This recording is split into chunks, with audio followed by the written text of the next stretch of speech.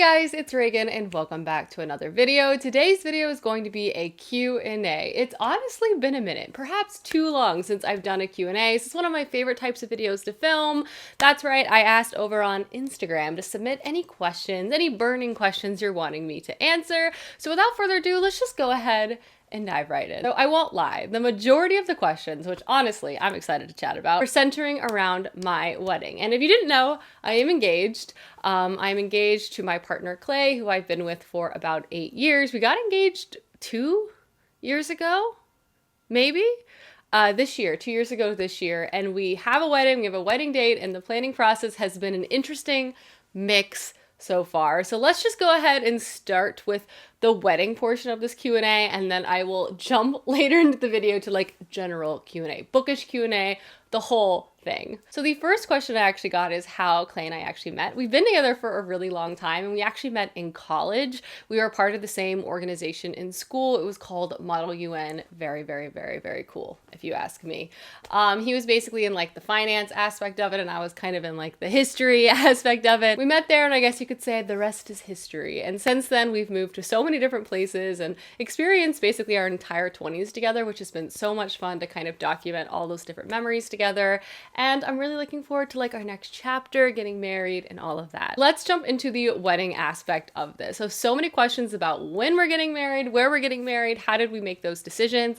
And honestly, like wedding planning is so interesting. I would say for both Clay and I, we both were excited to get married, but I wouldn't say either of us had like a big picture or a big idea of what exactly we wanted our wedding to like be like. We just knew we wanted to like get married, have some friends, have some family there, like the whole thing. Initially, when we started wedding planning, we just assumed we'd do like a classic standard wedding. We love to attend those, that whole thing. But once we kind of started getting pricing and started getting just information on all the little things we would need to plan to make a large wedding happen, it very quickly felt incredibly overwhelming to the both of us, especially because we didn't really have strong feelings or like strong dreams of having a huge, like typical Southern Texas wedding, but it felt like the initial logical selection because we do live in Texas. We have relatively large families, lots of friends and stuff.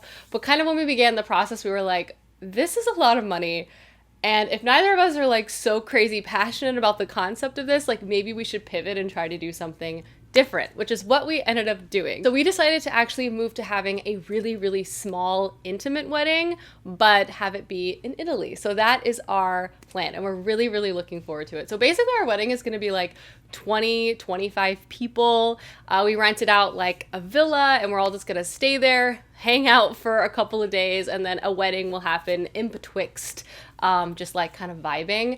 For us, it felt much lower stakes because one, like the amount of people there are like less, so like less eyeballs. I felt so overwhelmed by the idea of having like all these people looking at me and just being like the center of attention, if you will, for such a long amount of time, which is bizarre because I love going to weddings and I love celebrating like the couple, but for some reason feeling like, I don't know, it felt like a lot of pressure for some reason. So having it be smaller and more intimate, and also it being kind of a prolonged experience with kind of our closest friends and family, just felt like a really special way to celebrate our marriage personally. We also just love traveling, and the vibe of it just seems really romantic. I don't know, I definitely feel like we were both convinced by a lot of those TikToks of like, just elope in Europe. We were like, yeah, let's do that, but bring some people with us. So that's what we basically decided to do, and we're really, really looking forward to it. So our wedding itself is happening in August. It's going to be in Tuscany. It was initially going to be in Umbria, which is a whole another story I'll get into,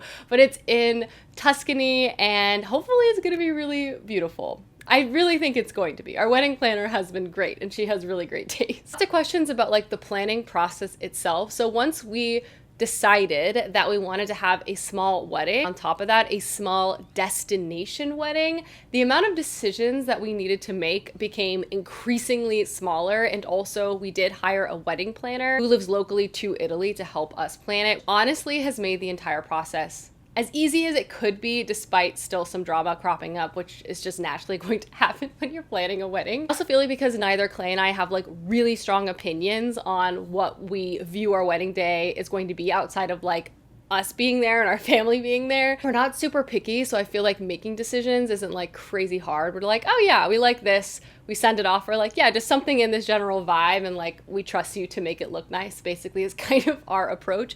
But also because our wedding is so small, there's really only so many decisions we have to make. Like, what kind of flowers do you like? What kind of music do you want to play? Here are some menus. What food within these menus do you like? So that aspect of it, I have really enjoyed, that it's been like a smaller amount of choices that I have to make, and then also it's kind of already a curated list of choices, because otherwise I feel like I would get super overwhelmed because I am a planner. I feel like I would fall down a huge rabbit hole, so kind of being able to avoid that stress has been great.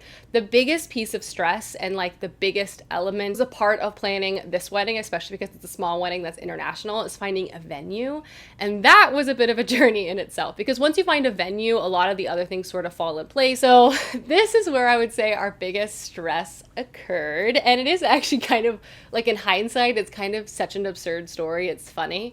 But only in hindsight. In the moment, we were very, very stressed about this. So we had an initial venue in Umbria. We worked with our wedding planner who had previously thrown weddings at this place, and the pictures were beautiful. Everything about it seemed spectacular until they stopped responding to our wedding planner's emails. Fast forward, basically the venue was owned by a guy who leased it out to like a company who, you know, ran it as like a hotel and then also did these sort of wedding services. That company went bankrupt, and the couple who ran that company fled the country with not just Clay's and I's deposit at this venue, but like many other couples' deposits as well. Just fled. No one has seen or heard from them ever since. There are like all different types of lawsuits happening in Italy. I'm not sure. I can't read Italian, so those lawsuit documents, you know, could be Greek to me, or rather Italian. Obviously, having your venue go bankrupt 6 months before your wedding and your deposit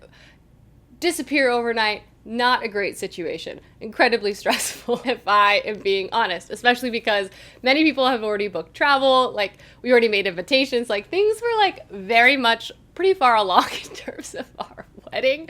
So working through this was interesting. But luckily we were able to find a new venue. I was also able to work with my credit card, which was American Express, who were so helpful with this whole like fraud, runaway couple money situation. I was assuming that money was gone, like lost in the ether, like you're out of luck. American Express, like I'm not trying to like make this sponsored by American Express, was immediate. Like I didn't have to jump through any hoops. They were like, I'm so sorry that happened to you. We'll make a report. We'll go ahead and refund you the deposit amount. I literally cried on the phone. This poor man who was so nice to me. I was like a blubbering idiot, but I was so grateful. And it was like a silver lining to what was previously such a stressful situation. And then luckily things just sort of progressed from there. We found a new venue, which honestly we like even more. We were able to put down a new deposit. The people who own the venue have not disappeared in a puff of smoke to somewhere else. And you know, things are moving once again. So everything is sort of settled in regards to the wedding. I feel like I just like word vomited so much information I've been keeping inside for so many months, but here we are. So all that to say is most of our wedding planning is done. The last couple of things we need to figure out is like, what song do we want to walk down the aisle in? Which I thought would be like an easy select, but it's actually so hard. And I'm just totally lost. Like for some reason I keep thinking Taylor Swift, but like, I don't know. Like Clay likes Taylor Swift, but like, does he like Taylor Swift enough to get married to Taylor Swift? If anyone has any ideas, let me know, because I have no idea. The last wedding thing I'll talk about is wedding dress shopping, because I have a general PSA, okay? So lots of questions about like wedding dress shopping process, like what was my style vibe, like all of that sort of thing. The first thing I want to announce is I was completely unaware the timeline that you need to get a wedding dress at most boutiques. I started wedding dress shopping 7 months before my wedding. I was like, that is plenty of time. Buy a dress, it shows up, you get it tailored, done. No, you have to start wedding dress shopping like a year in advance. I had to pay so many like rush fees to get the dress in time to get tailored. It's a whole thing. So save yourself the headache if you're getting married a lot of time in advance, unless you're buying something that is apparently like immediately in stock, which could be rare. I don't know. I'm really just repeating what boutiques said back to me. I'm still no expert, but I was so surprised by this entire thing. Wedding dress shopping was also really fun, but also kind of a little overwhelming in that there's like so much choice. It was interesting too because I wasn't really sure like which direction I was going to fall, because I love like whimsical and romantic dresses, but I also love really classic dresses too. So trying these different styles on and then ultimately coming to a decision, which I won't tell you yet. I have made a decision. I have bought a wedding dress. I do really, really love it. And it will luckily arrive in time, so love to see it. But I'm not going to tell you too many details about it. You'll have to follow me on Instagram, I guess. You know, once I walk down the aisle with it and Clay sees it, I will share information about the dress. But I personally really like it. It makes me I feel very comfortable in it. I feel very excited to put it on.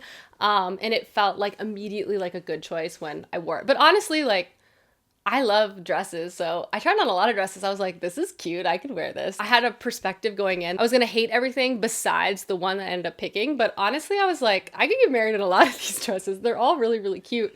So I don't know. It was really fun though, and I feel like I haven't had the opportunity to wear a big, long dress since prom, and I probably won't have really many, if any, other opportunities to wear long dresses like this again, so it's kind of a fun thing to embrace, at least personally. So I think that is all my wedding info. I talked about how we have a small wedding in Italy. I talked about how our initial venue went bankrupt and stole our money. I talked about how we got our money back. Shout out to American Express. Got a new venue, bought a dress, have made most of the decisions, but still need to decide on a song to walk down the aisle in. But yeah, honestly, I think that pretty much covers everything. I will say I am constantly flabbergasted by the wedding industry, but I'm just trying to like embrace it and just sort of go with the flow, which is not my personality at all. I am not a go with the flow person at all, but I'm working on it, you know? All right, moving into the more general Q&A, non-wedding related questions. So I actually got a lot of questions about work, which I've talked a lot about before, but I'm happy to touch on again. So if you guys are new or not familiar, I actually went to school and got 2 degrees. I have a degree in advertising, which is a Bachelor of Science, and a degree in history, which is a Bachelor of Arts.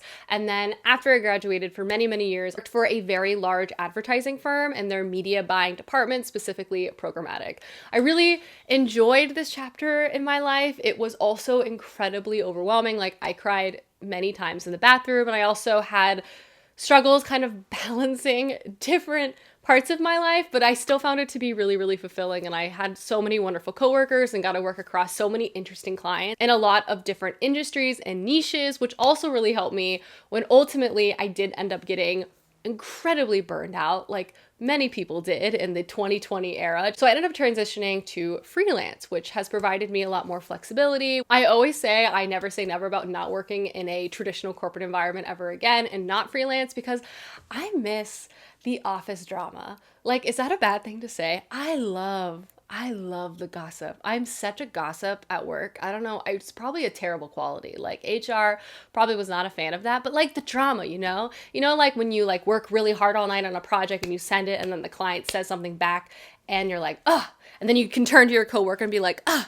And now in freelance, those situations can still happen, but I don't have anyone to turn to and like gossip about. You know what I mean? That being said though, my life is so much more under control. And it's funny, Clay and I both similarly made this transition into like trying to figure out a better balance for us. He used to be an investment banker in New York, and if you're familiar with that industry, they work a lot. And I got so many questions a lot on old videos about like where is Clay and why is he working all the time?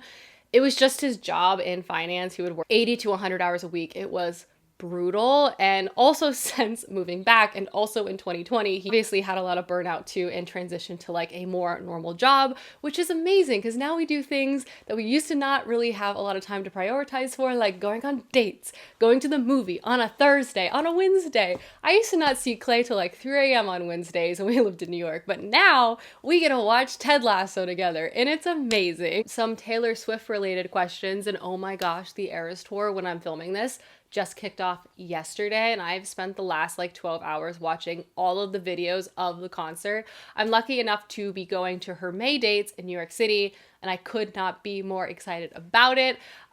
Questions about like my favorite Taylor Swift album, it's hard. So truth be told, I became a Taylor Swift fan in the 1989 era. I was too much of an emo scene kid to see past the fact that Taylor Swift music prior to 1989 was incredible, but I was just like too cool to listen to it. But luckily I overcame that. So 1989 always holds a soft spot in my heart because like sophomore year of college and that album was a match made in heaven. But obviously Folklore, Evermore, incredible. I also love Lover, and Midnights and Reputation are bops too. Like honestly, all the albums are incredible. I love a slow song, so Red, I mean, it's hard to pick one, clearly. And I'm ready for the Eras tour. I still don't know what I'm wearing though, and I have no idea which era I should pick. If anyone has opinions, tell me please. Lots of questions on one, where do I start with Robin Hobb? And two, where do I start with Brandon Sanderson? So to me, Brandon Sanderson is a little murkier. In my strong opinion, you can start anywhere, like any series that calls out to you. There is very much technically like a right order to read the Cosmere, and there is a graphic on Brandon Sanderson's website that walks you through this.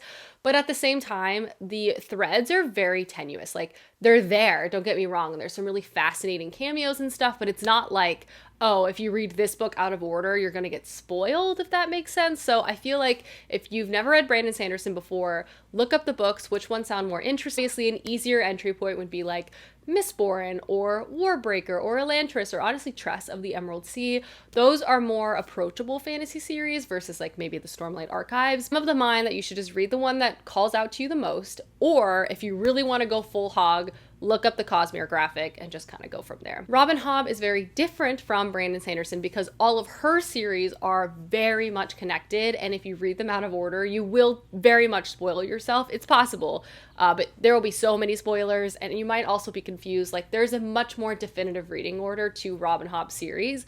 So there's basically two places you can start. You can start reading them and just in the immediate order of release, starting with the Farseer trilogy, and then, you know, moving on to the next one, to the next one, to the next one. That is how I read them. But technically you can also start with the Live Ship Traders trilogy first, and then go back to Farseer and then read the rest in chronological release order. Both of these can be different starting points technically because they're kind of act as the origin starting place for the two different sets of characters. You're kind of introduced in this world, or like two different locations and kind of like vibes, if that makes sense. I do technically recommend starting with the Farseer first because there are some pretty significant Easter eggs that exist within the Live Ship Trader trilogy that I feel like would be beneficial to have the Farseer read first. But I also say if Live Ship sounds more interesting to you and you feel like that will kickstart your reading with Robin Hobb better, start there. Especially because I think Farseer is a little bit slower, and I always get nervous because The Assassin's Apprentice, which I adore, is by far the weakest book Robin Hobb has out, and that's the first book. So I just don't want people to get scared away from her books because they start with The Assassin's Apprentice and think it's slow or a little boring or a little too classic for them, because everything builds so beautifully. So you could start with Farseer, read straight through, or Live Ship, go back to Farseer, and then read straight through.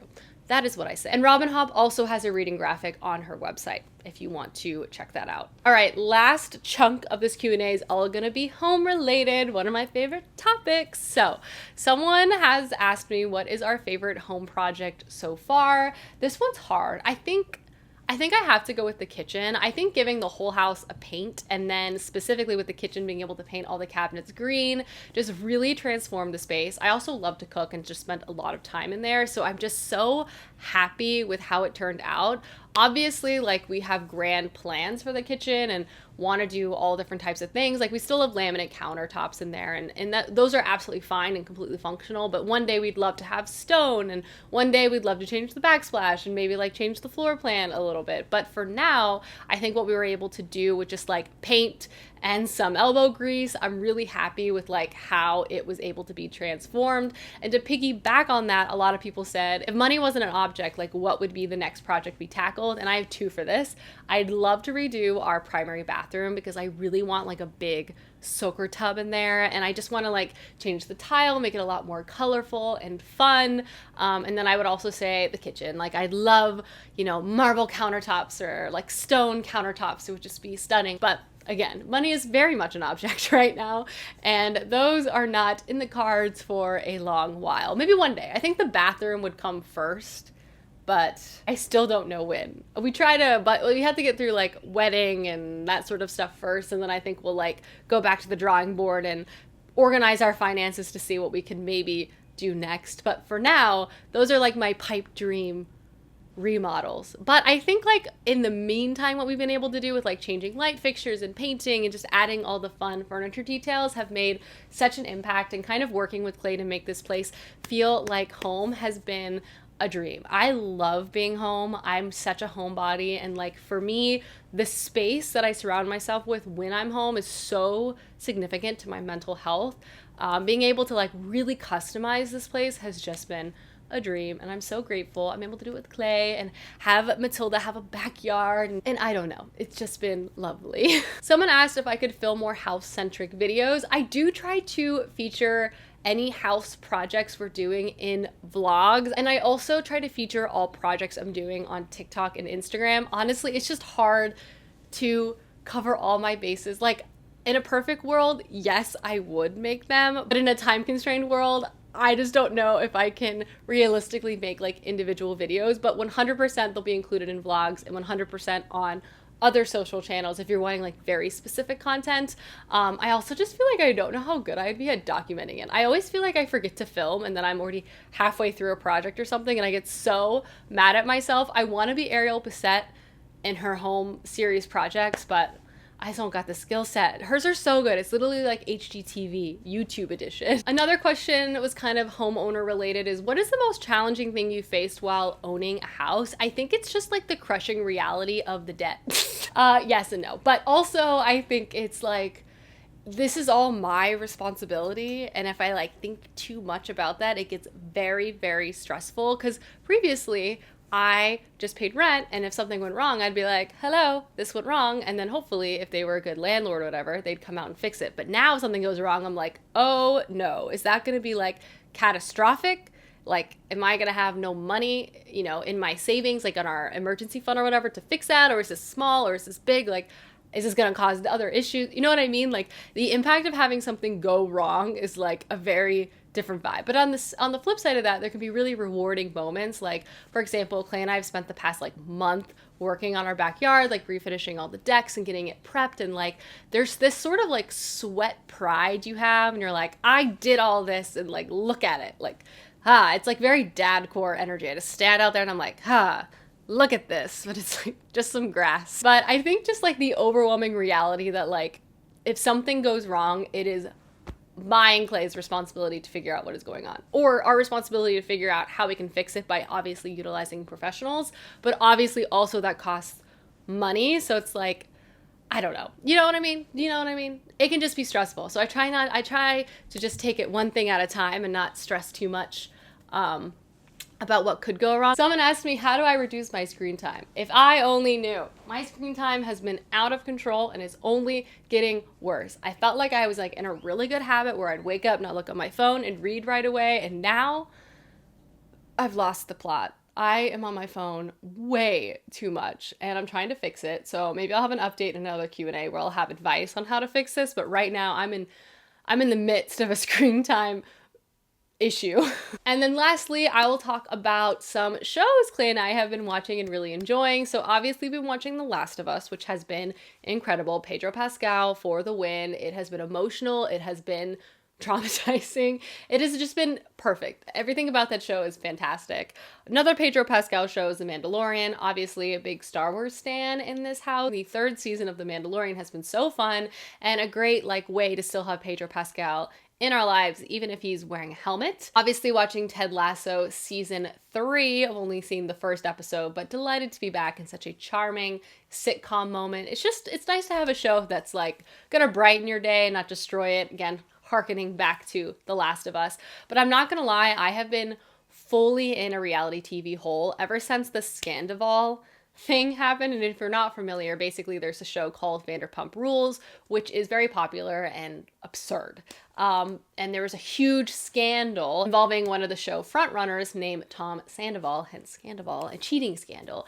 And it has just taken the internet by storm and has taken over my life. So I've been rewatching all of Vanderpump Rules and it has been so fun. I literally just rewatch Vanderpump Rules and play Disney Dreamlight Valley. And that is the only way I've been decompressing recently. And it's just a lot of screaming in the background and like a lot of calming Disney music while I'm building up my Disney Dreamlight Valley vibes. It is peak experience. I'm gonna be honest, like my reality TV consumption is just so high right now. I haven't been watching too many shows of substance, but I have been watching a lot of Vanderpump Rules. Guys, that is my Q&A. It was so fun catching up with you guys. I hope you guys enjoyed, and I will see you soon with another video soon. Goodbye.